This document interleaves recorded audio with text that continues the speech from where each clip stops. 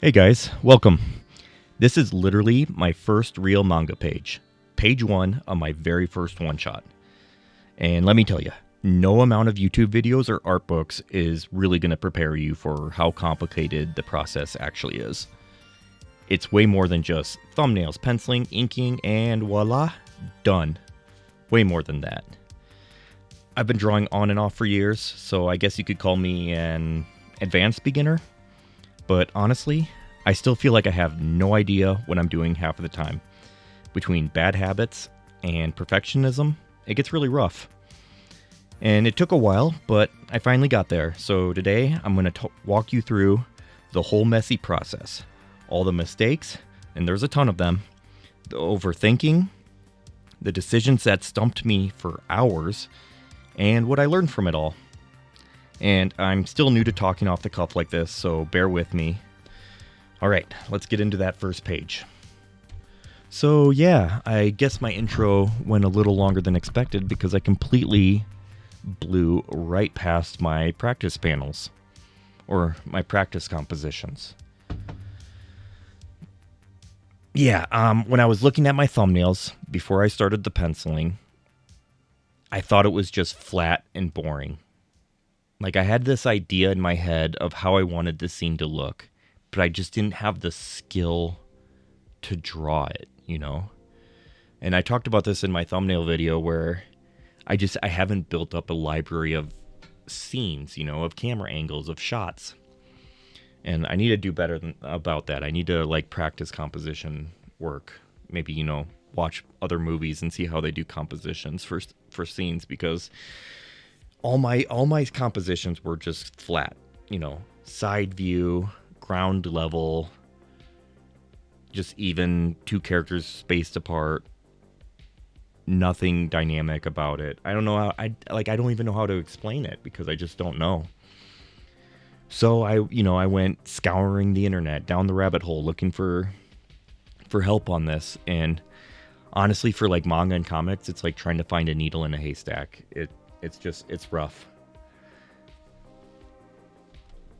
But what I found was a couple of things. So the first one is I was looking through all my art books for stuff on compositions, and I'll be honest, I have 50 art books on comics and manga, and I think one or two briefly talk about composition. It's ridiculous.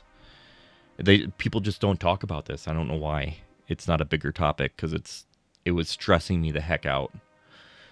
But I found a section in probably the most common comic book, or how to draw comic book, how to draw comics the Marvel way, which, manga, comics, it's all the same. It's all the same fundamentals. So they have a small section for compositions, and one of those compositions I found in there was, geez, how do you even explain it? It was like a donut, the focal point was in the middle of the page surrounded by fluff. I don't even know how to explain this stuff because I suck at composition so much.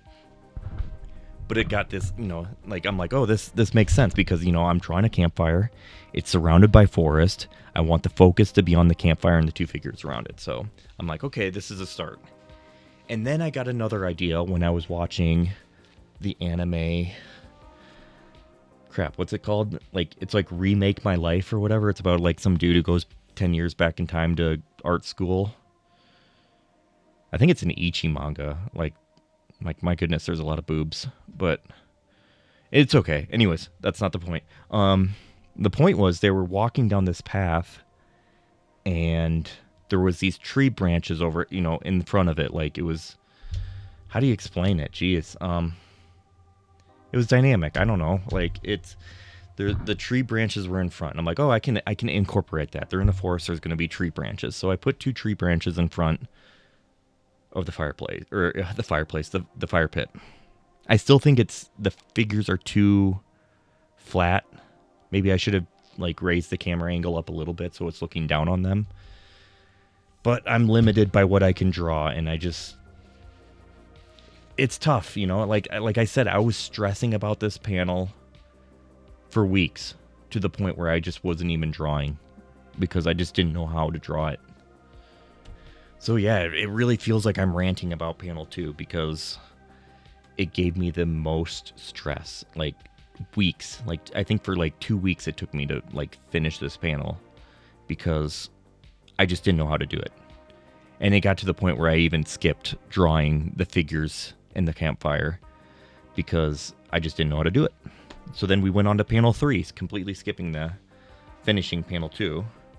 And like this was a big problem where I was just jumping around because I didn't know how to do something. So I'm like, whatever. We'll either procrastinate for a week or just skip it.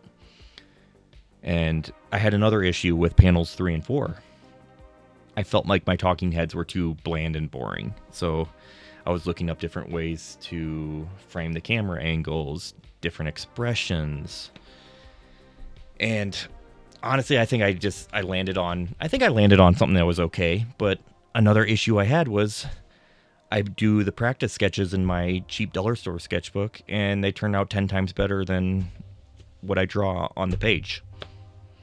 And it got so bad that with panel 4, I was drawing and erasing so much that there's literally indents on the page. Like I'm looking at it right now, and there's so many indents.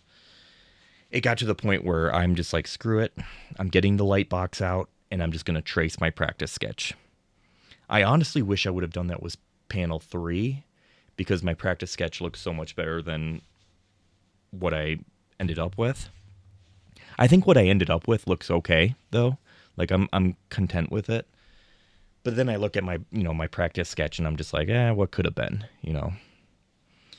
But I think the talking heads turned out okay. I don't want to nitpick about everything. Like I know I'm a Debbie Downer, but we had some wins too. And yeah, after finishing these talking heads, I finally went back and penciled in some figures around the fire in panel 2. And honestly, I'm not happy with it. Like, and this is just perfectionism again. Like, I feel like everything should be perfect. And I've had this issue with small figures, like really small, low detail figures. Honestly, like my 2 characters around the fire look like Beavis and Butthead. And I don't know. It's kind of an eyesore. But hey, you got to start somewhere.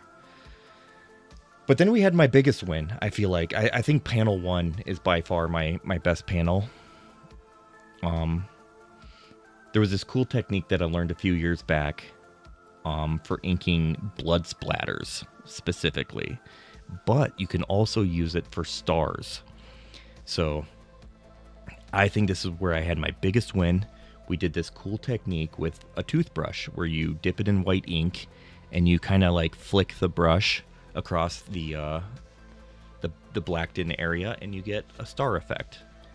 And I think this turned out amazing. Like, I don't want to toot my own horn, but this is like the best part, and I'm still glowing over it. So, and honestly, like the whole inking thing, like we're at the inking stage and it just feels like adult coloring book time. It's actually kind of zen, like just inking, like you're just kind of tracing over your lines. So it's pretty chill. I actually really enjoy the process. But the biggest struggle here was detail. Like I'm like, how do I do detail on these trees, on this forest? Do I just leave it as is? And I'm like, I have this great idea. Let's use Copic markers, or my Temu Copic markers that run out of juice after an hour of drawing. But I thought with these markers, if I just kind of mix up the grayscale on these trees, I can give it the effect of distance, like, the ones that are a little darker in front, and then it kind of gradually gets lighter as it go further back. I don't know if I should be using markers. I remember hearing something about like they don't scan well, but I don't know, like the person I was talking to about that was like making comics in the 80s, so obviously things are better now. Like I bet markers show up fine. I don't know. I don't know if I should be using Copics or if I'm just copping out because I don't want to do detail, or if I just don't know how to do the detail, So we're using Copic markers along with our inking. And then, so we finished panel 1. I think we we're completely finished with panel 1 at this point. I don't think there's anything else to add to it. The stars look good. The moon looks okay. You can tell it's a moon. I think it gets the point across. It's nighttime, and it's a forest. And it's a starry sky. I don't know. I think it does what it's supposed to do. So then we go to inking panel 2. And I'm honestly kind of conflicted because I feel like I did a good job inking it. I think the Copics kind of help differentiate the branches, like the leafy branches from the tree trunks. But the biggest issue I have is the big trunks going across the screen going across the screen, across the page. I blacked them all in because I'm like, oh, they're in the foreground, that's dark. But if I blacked these in, wouldn't I have to black in the leafy branches? Honestly, I feel like the whole page, like the whole panel is just a mess, but it works, Like it's one of those things where it's like, oh, it works, but it doesn't make sense, And maybe I'm overthinking it. Like I'm overthinking this entire page like the entire time, so. But yeah, panel 2, I think it works, but we also made our biggest mistake on this page, which you'll see in a little bit. And this was like the big issue with panel 2 in general, is the perfectionism trap. I think I've spent probably 2 weeks working on this panel to some degree, with the practice sketches, scouring the internet, watching videos on compositions, kind of just all for this composition for panel 2. And it's gotten to the point where no matter what, I'll never be happy with it, no matter how it turns out. I think it turned out okay, but it still doesn't make sense, like I felt like I was just winging it towards the end because, it's like, oh, the branches are blacked in, but then wouldn't the leaves have to be blacked in? And, I don't know how to do the detail for the background, so let's just fill it in with Copic marker. Like, oh, how do I draw these figures so they look like Beavis and Butthead? I'm never happy with it. And honestly, I'm a very pessimistic person, so everything feels like doom and gloom. But you know what? No, we need to be positive because this is my first manga page, and I have to keep reminding myself that this is for practice, And obviously I can't just like churn out crap. It's like do the bare minimum for practice. You have to push yourself. But this is for practice, Like, honestly, I could rant about this panel, and it gets to the point where I just don't know what to say. And I'm just trying to fill time. Honestly, I'm just so sick of talking about panel 2. I've spent so much time stressing out about this panel that it took so long to ink it that there's other stuff I want to talk about. Let's fill the time while I'm inking this with something else, Like, I strongly recommend checking out How to Draw Comics the Marvel Way, because I'll be honest, like, I'm an advanced beginner, and so I thought like, oh, I'm past this book. Like, I don't need this book anymore. This is for absolute beginners. But honestly, there's stuff to learn. Like, I'm going back and looking at some of these books that I'm like, oh, I don't need this anymore. And I'm like, oh, there's a composition section in here, and I know absolutely nothing about composition because nobody teaches it for some reason. There's still stuff to learn, and comics versus manga, same message. So check out that book. I think everyone should have that book. And then, the big kind of topic for this page for me would be perfectionism. I think, like, this panel 2. Like I said, I was stressing over this panel 2 for days, weeks even, and I get stuck on because it's just I don't know what to do. I have this big idea in my head, and I just don't know how to do it. I don't have the skills to do it. Like, it felt like I was winging it the entire time, panel 2, because the branches are blacked in, but the leaves aren't. Oh, I just fill in the background because I don't know how to do detail. Is like, am I just being lazy, or is it just I got to get something down, you know? It's like I'm running out of time or something. It's like I want to move on. I can't just get stun locked on page 1 and never advance, you know? I just realized this whole video is me just complaining about the process. I'm kind of a pessimistic person, so I always look at the glass as it's half empty, you know? But we have to remind ourselves, you know, it's all practice. And another big thing is comparison. I want something to look a certain way. I want something to be perfect.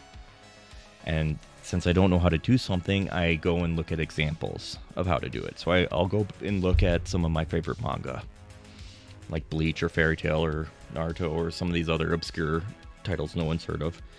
And I see how they do a composition, and I'm like, okay, I'll practice that. And guess what? My practice doesn't turn out like that. I don't have the skills that they have. I'm comparing my art to a professional, thinking that's what my art should be like. It's like, I've been drawing long enough. Why am I not at that point? Why am I not that good yet? I just got to keep practicing and stick with it, because when I take long breaks, you come back and it's like you've lost like 80% of that skill, you know? Anyways. And there's something I wanted to touch on quick before we look at my biggest mistake that I've made on this page. And that is doing everything traditionally. I kind of told myself, like, oh, I'm going to try doing everything traditionally, you know? And that's like everything. Speech bubbles, screen tones, sound effects, you know, all that stuff. And it's not because I don't want to draw digitally. It's honestly because, one, I suck at drawing digitally. I don't have a tablet. I don't have a scanner. And I don't want to buy a cheap scanner because I'm worried it's not going to be able to show the detail, you know. I don't know. So I'm like, oh, well, I'll try doing everything traditionally, you know, even the tough parts like screen tone effects, speech bubbles, and sound effects. And I'm running into issues because they're not looking great. And we're gonna see like the biggest issue with speech bubbles here in a second. But I think I just need to plan better, because I did all the coloring in and the inking and the backgrounds and stuff. And then I was like, oh wait, I need to put speech bubbles in, you know. And then I have a big mess. You know, and honestly, there's an easy fix. If I just scanned the page and put speech bubbles in over the top of my mistakes, you know, it would work out, I think. You know, like, because we're going to see right now, like, I'm making a big mistake. And how do I fix that? It's like, now I have to white out like big chunks of areas on my background because I didn't plan my speech bubbles. So then it's like, well, how do I fix this issue? I have to make these white speech bubbles over my inked in drawing. And this would be an easy fix if I was digital, because I could just plop a speech bubble right on top of it. So I kind of was like brainstorming fixes. It's like, oh, I could get like a sticker of the speech bubble and put it over the top of it. I could use my white ink, which is what I ended up doing. But I'm like, oh, what about whiteout? And whiteout didn't really cover the black ink very well. Like, I put down a layer of whiteout and it just was not good. I even like thought about like, oh, well, if it shows a little of the background, that could be kind of like a stylistic choice. And I'm like, no, this is stupid. Don't. It's like, oh, that's just my style, bro. No, so I decided on white ink, but then it's like, oh, well, now I need to like white out this big chunk of area. And then it's like, but I only have one sentence to fill in it, and I wind up with this situation where what do I it's I have too much space to put too little dialogue, I should have planned it better. I should have planned this before I inked, but I didn't. Too much space to fill too little text. And I was so disappointed that I'm like, this just ruins the entire page. But if you look at the optimistic, glass half full side of it, I'll scan the page. Like, if this is a big thing and it's like, no, I need to shut the F up because this is just practice, This is probably my biggest lesson learned from this page is planning. Like, I need to plan these things before I ink. Like, speech bubbles. Like, what am I doing? Why am I waiting until the page is done to put a speech bubble in? I need to at least plan these out in the penciling stage or even before that, because I'm left with so much white space that it looks weird, But, that's my biggest lesson from this is better planning, lessons learned, lessons learned. And I think the biggest lesson, though, is it's a lot harder than it looks. I was losing my mind with this page, but that's the fun of it, right? So let's think of some lessons that I can go over to take away from this that I can implement with page 2. Study backgrounds. Like, how are other... Well, I went over this. It's like comparison thing. I need to study backgrounds without being like, oh, my this is what my backgrounds should look like. I need to study the technique, not the finished product. I don't know. I don't know how you explain it. Like, I need to study backgrounds. I need better backgrounds. Mine feel not detailed enough. Plan speech bubbles. Plan my speech bubbles first before I ink. We're going to do this with page 2. I am putting the speech bubbles in at least within the penciling phase. Because once I put ink down, I just ruined the page, if I don't have the speech bubbles ready. I need to study other manga for how they do detail on things like not just backgrounds, but like stuff in the background, like foliage. Like, as we look in panel 2, it's like I just covered in the area with gray because I don't know what I'm doing. It's like, oh, do I just put a bunch of trees back there? Do I put a bunch of branches? I don't know. You learn perspective, and that's all buildings. They never teach you anything about like environments. So I need to look something up because I just don't know how to do the detail. Markers. I think I'm not going to use any markers in page 2. And, it's like, oh, well, then you got to keep it consistent. You put markers in page 1, you should do it in page 2. It's like, no, this is all for practice, dude. Like, I don't feel like it's working. I feel like it's a cop-out.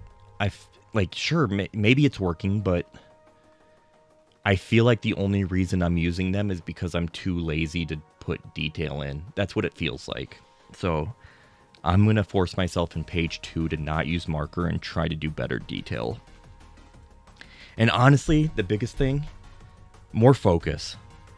I need to have a plan, a better plan, because